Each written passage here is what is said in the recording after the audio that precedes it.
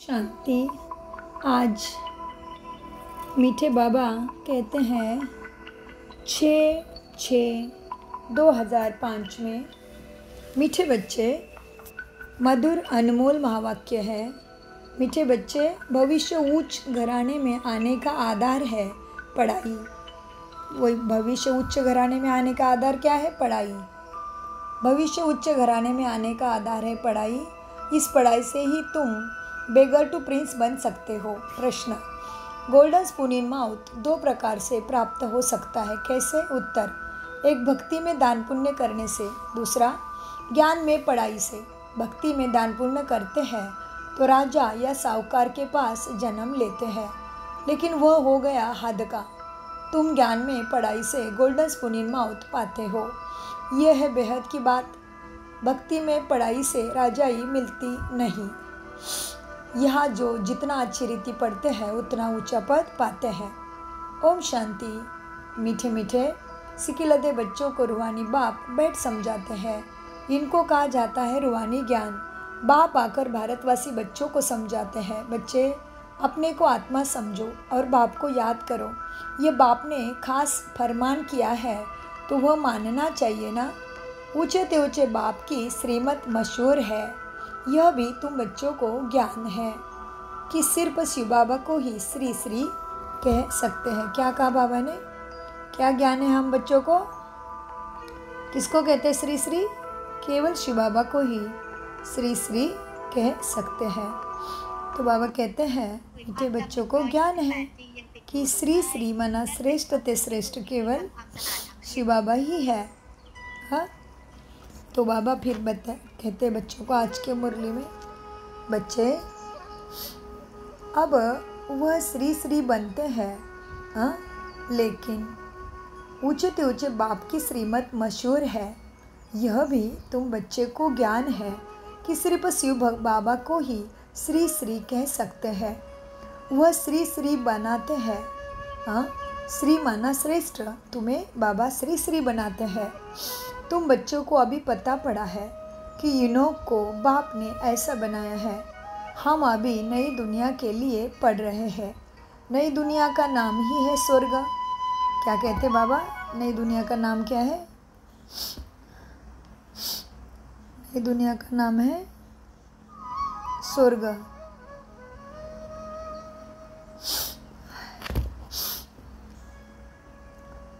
नई दुनिया का नाम है स्वर्ग। यह बाप ने खास फरमान किया है तो मानना चाहिए ना। ऊंचे ते ऊंचे बाप की श्रीमत मशहूर है।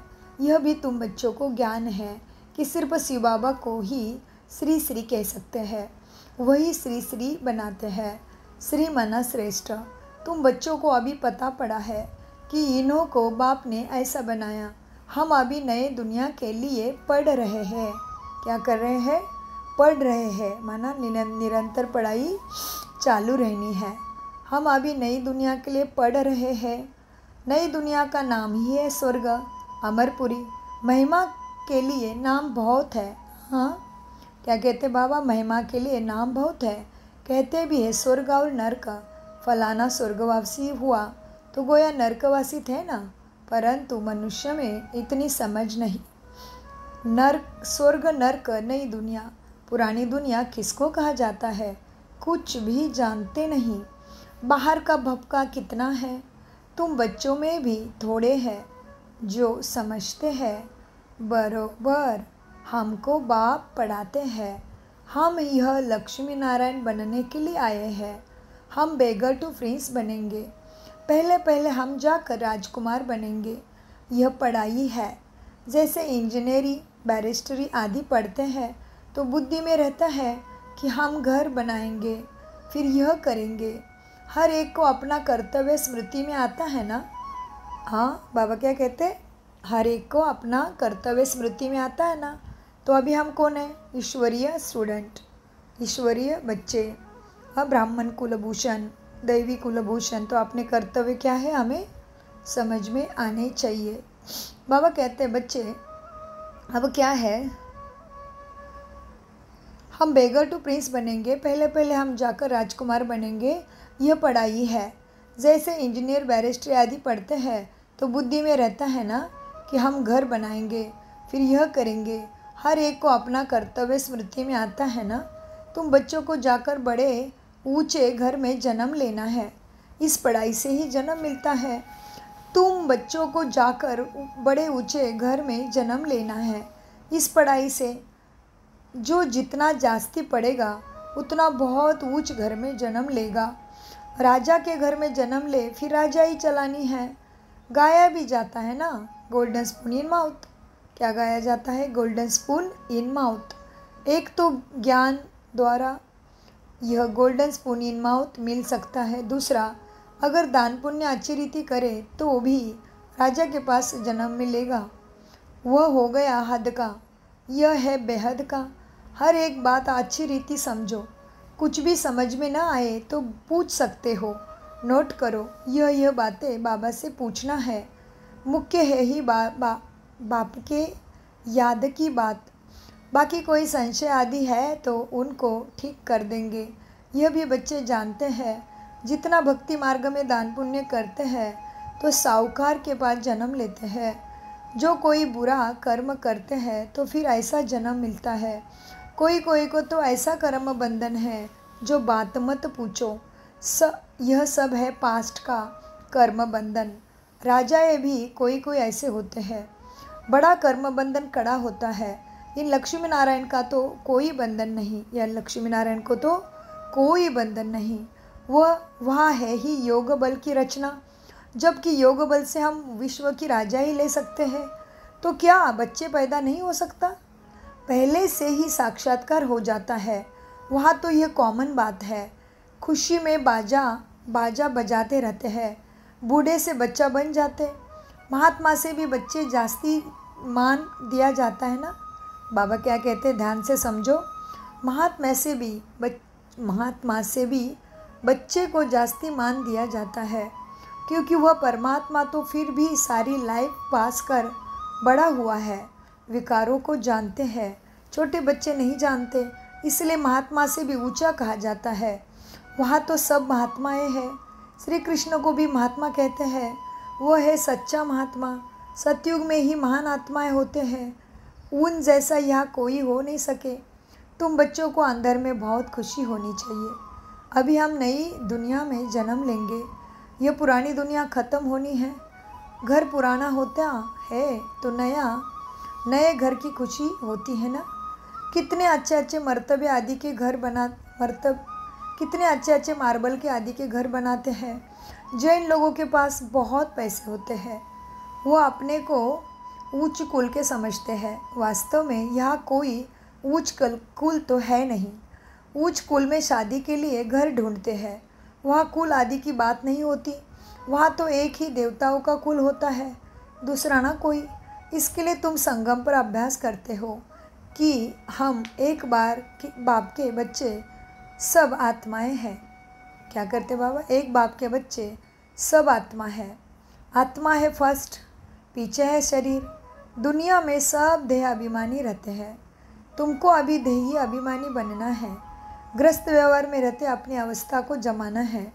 बाबा को कितने बच्चे हैं, कितना बड़ा गृहस्थ है, कितने ख्यालात करते रहते होंगे। इनको भी मेहनत करनी पड़ती है। मैं कोई सन्यासी नहीं हूँ, ब्रह्मा बाबा कहते हैं, मैं कोई सन्यासी नहीं हूँ। बाप ने इनमें प्रवेश किया है। ब्रह्मा विष्णु शंकर का चित्र भी है ना। ब्रह्मा है सबसे उच्च, तो उनको छोड़ बाप किस में आएंगे? ब्रह्मा कोई नया पैदा नहीं होता। देखते हो ना इनको कैसे अडॉप्ट करता हूँ। तुम कैसे ब्राह्मण बनते हो, इन बातों को तुम ही जानो और क्या जाने। कहते हैं यह तो जवारी था, इनको तुम ब्राह्मण कहते हो। उनको क्या पता इतने ब्राह्मण कैसे पैदा होंगे। एक बात में कितना समझाना पड़ता है। ये बहुत गुह्य बातें हैं ना, समझने के लिए ऐसी बातें गुह्य है, माना इसकी डेप्थ है। केवल पढ़ के भी नहीं समझ में आएगा, चिंतन करना पड़ेगा कि बाबा क्या महावाक्य बोला है, बाबा ने क्या सिखाया और इसको हम प्रैक्टिकल में कैसे अप्लाई करें, है ना। तो बाबा कहते हैं बच्चे तुम कैसे ब्राह्मण बनते हो, इन बातों को तुम ही जानो और क्या जाने दूसरा। कहते हैं यह तो जौहरी था। ब्रह्मा बाबा को क्या कहते लोग, यह तो जौहरी था, इनको तुम ब्रह्मा कहते हो, इनको क्या पता इतने ब्राह्मण ब्राह्मण यहाँ कैसे पैदा होंगे।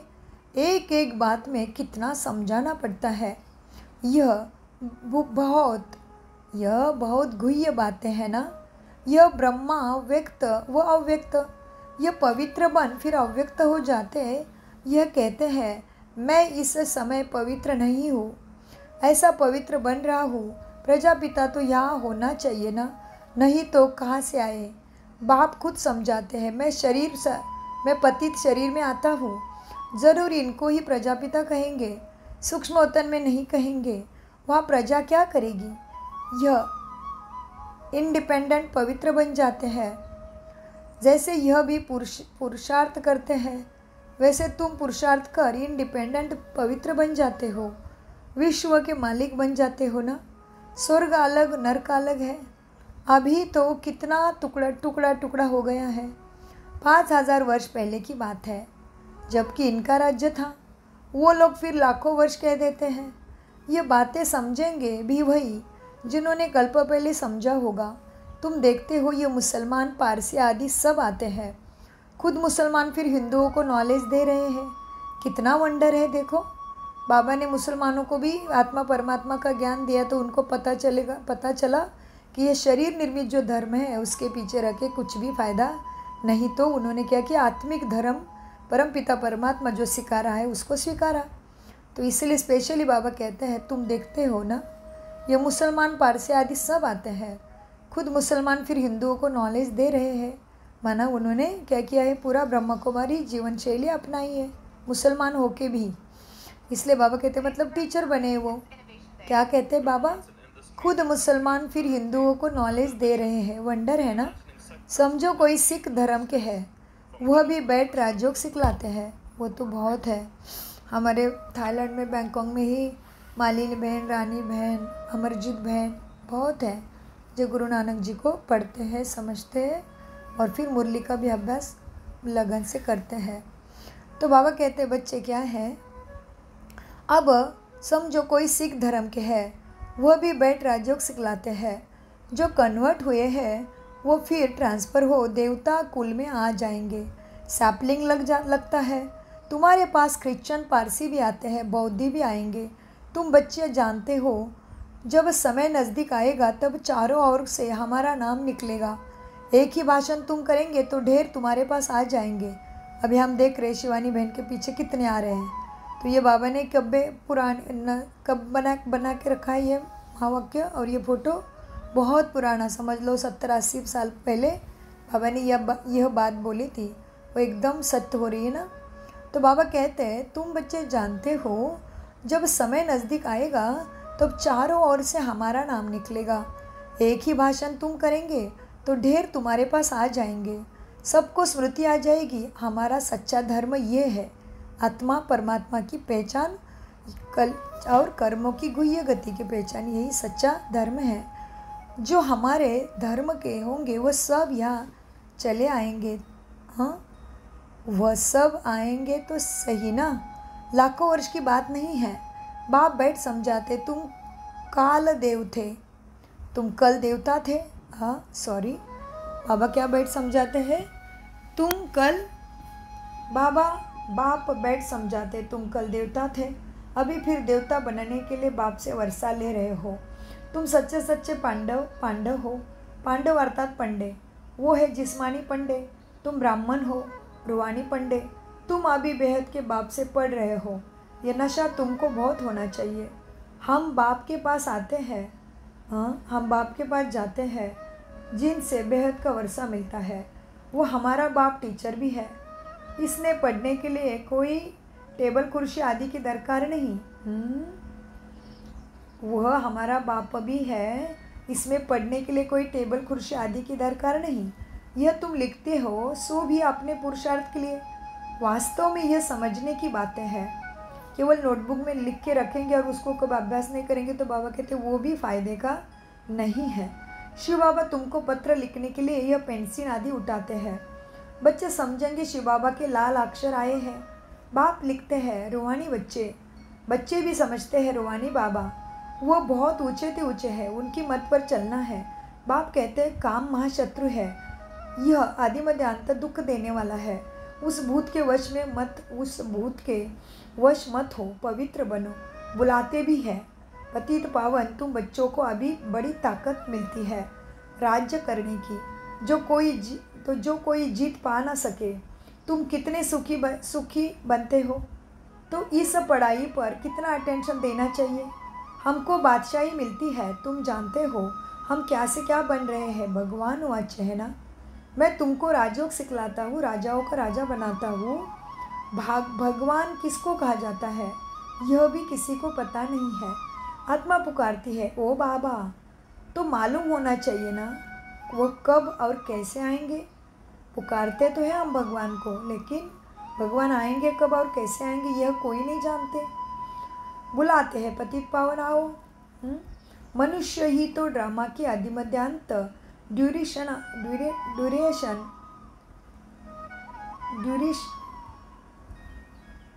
आदि को जानेंगे ना। जानने से तुम देवता बन जाते हो। ज्ञान ही सदगति के लिए। ज्ञान किसके लिए? सदगति के लिए। इस समय है कलयुग का अंत, सब दुर्गति में है। सदगति में सतयुग में होती है सदगति।